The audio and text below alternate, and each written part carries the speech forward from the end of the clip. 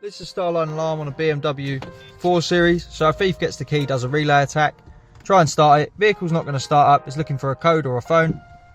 If they keep trying to start it, vehicle's just not going to start up at all. And once the time is exceeded for the customer to prove that it's them with either their code, with the factory buttons, or their phone through Bluetooth, the alarm's going to go off. Customer's also going to get a phone call, and the only way to silence it is ignition on, put their code in. As you can see, the phone's ringing. 4 Series giving us a call, letting us know someone's attempted to steal it. So we're just going to answer and end that.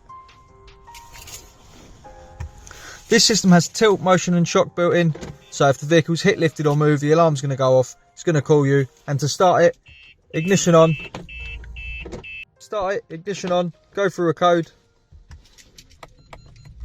Wait for a double flash. And start. Give us a call on 0208 212 7393.